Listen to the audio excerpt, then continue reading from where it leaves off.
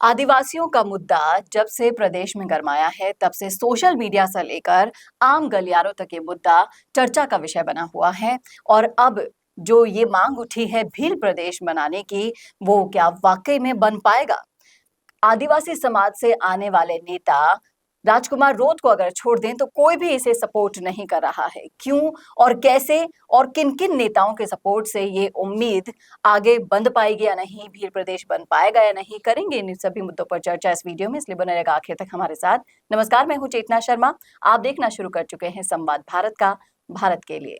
और इस मुद्दे पर बातचीत करने के लिए मेरे साथ मौजूद हैं हमारे editor in chief Varun Bhansali जी।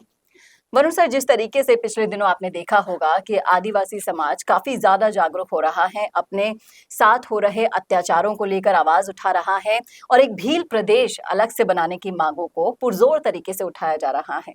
इसमें राजकुमार रोत भी उनके साथ हैं। उनका कहना है कि आगे आने वाले 10 सालों में भील प्रदेश बना लिया जाएगा। लेकिन भील प्रदेश बनाने के पीछे इनके मकसद से लेकर इनके सपोर्ट तक आपका क्या सोचना है?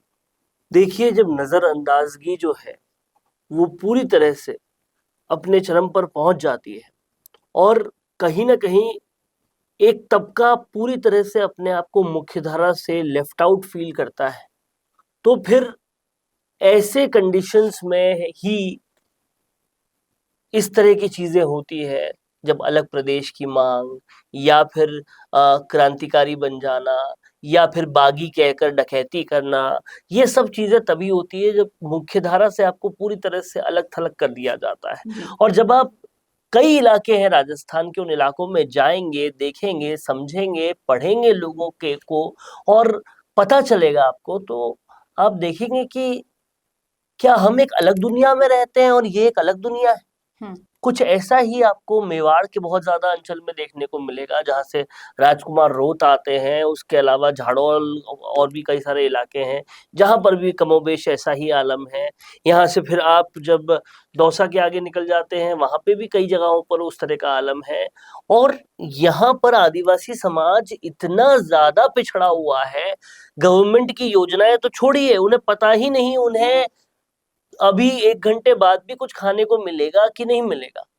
ऐसे में अगर क्रिश्चियन मिशनरीज आ रही हैं या और कोई आ रहा है और उनको पैसा देकर, उनका खाना सुनिश्चित कर कर, सुविधाएं देकर फिर धर्म परिवर्तन करता है, तो वो यही सोचते हैं कि हमारा तो शाम का, कल का खाने का ही नहीं पता था, किसी ने हमको देखा तो सही, सरकारें तो नहीं देख रही थी, और वो धर्म परिवर्तन कर लेते हैं। अब ऐसे में ठगे भी जाते हैं कई बार।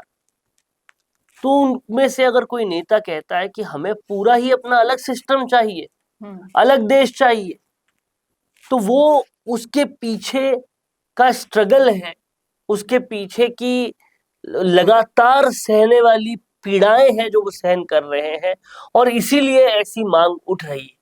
लेकिन जिस तरीके से आदिवासी अंचल से, आदिवासी इन्हीं लोगों से लेकर कर हमारी सरकार में जो मंत्री बने हैं, बाबूलाल खराड़ी जी को देख लीजिए, उनका रहन सहन आज भी वैसा ही है जिस तरीके का आपने डिस्क्रिप्शन दिया। लेकिन उन्होंने इस मांग को सपोर्ट नहीं किया। उन्होंने कह दिया कि अगर ऐसे ही अलग अलग जातियों के लिए हम प्रदेश बनाते रहे तो फिर कितनी सारी जातियां खड़ी हो जाएंगी। देखिए, बिल्कुल सही बात है।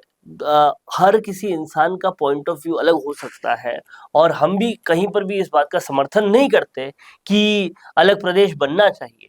लेकिन बात है ये हो रही है कि ऐसी मांग उठी क्यों। उस क्यों का जवाब मैं बता रहा हूं।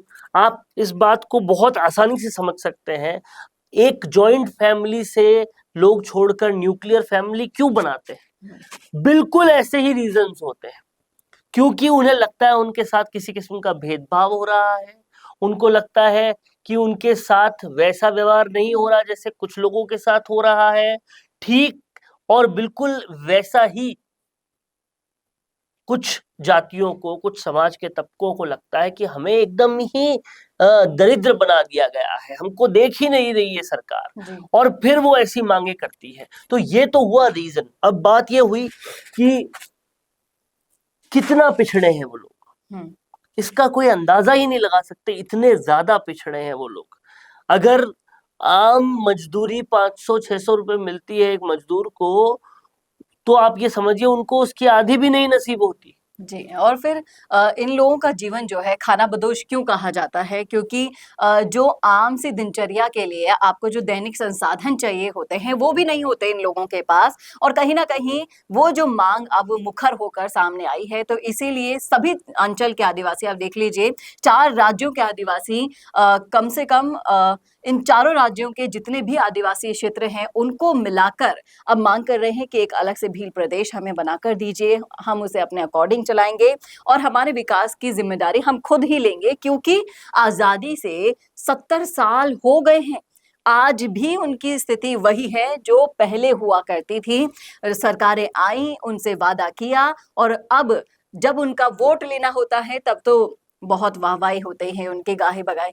लेकिन जब वोट ले लिया जाता है तो वो अपने आप को ठगा महसूस करते हैं। इसीलिए तो इतने सालों से कांग्रेस को सपोर्ट करने वाले आदिवासी समाज के लोग अब चले गए निर्दलीय के पास। ये समझना पड़ेगा सरकारों को कि जितनी भी चीजों को वो सपोर्ट करती है तो क्यों कुछ पीछे लोग और लोगों को छोड़ देती है, और वो जो पीछे छूट जाते हैं उनकी अंदर की ज्वाला जब पूरी उफान पर आती है तो वो ज्वालामुखी कहीं ना कहीं तो फूटेगा ही।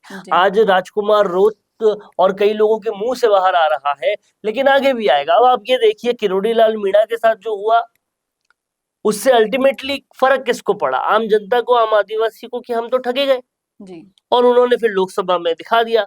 लेकिन इसका अंत कहीं तो होगा और कोई तो इनको विकास की राह दिखाएगा। नहीं दिखाएगा तो फिर भील प्रदेश ही बनाना पड़ेगा, जहां खुद इनकी सरकार होगी, इन्हीं की बात होगी, इन्हीं का विकास होगा, फिर वही करना पड़ेगा। जी, लेकिन जिस तरह की बात है कि अभी दिलावर जी ने कह दिया था कि हिंदू नहीं है, हिंदू धर्म उनका नहीं है, तो किस तरीके से ये अलग भील प्रदेश अगर बन जाता है, तो इनका धर्म से लेकर हर चीज़ अलग हो जाएगी। वो हमारे दूसरे समाजों पर कितना इम्पैक्ट डाल पाएगा?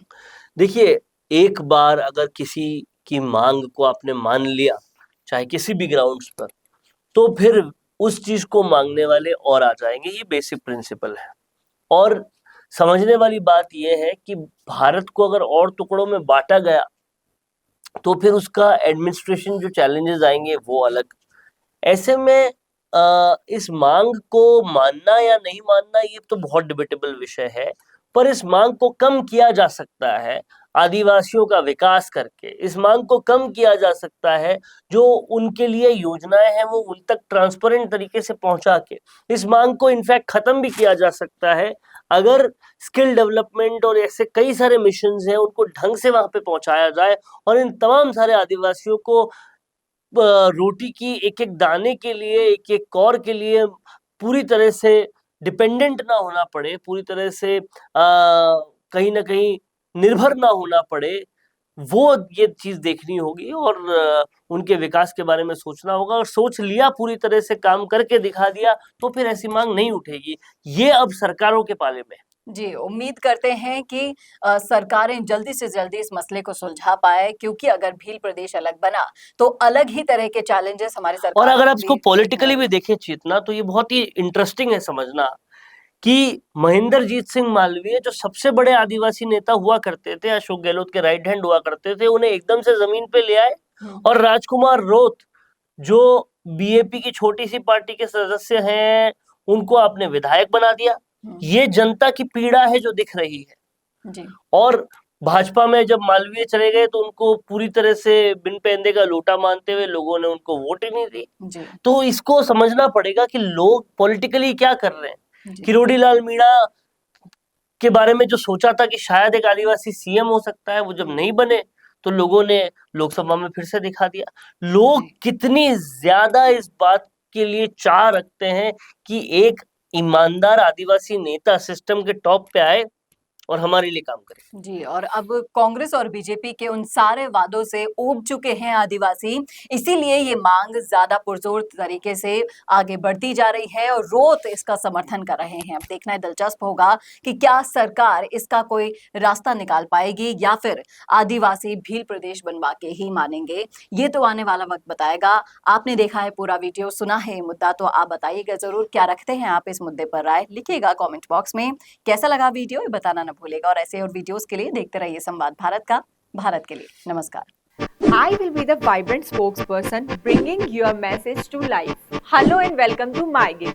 I can be your first go-to spokesperson for all kind of promotional videos and I'm thrilled to be your voice. I can be your storyteller or your brand face that brings your message to life. With a background in acting and modeling, I can play different roles or take up any character that syncs with your requirement and bring authenticity to your video. From script writing to shooting in a natural background or on green screen, from premium edits to timely delivery, I am here to help you out in everything. My video characters can connect with your audience and instantly to convey your messages effectively and to leave a lasting impression. So do not wait anymore. Order now and reach out to me on Fiverr and feel free to ask anything before ordering. Thank you.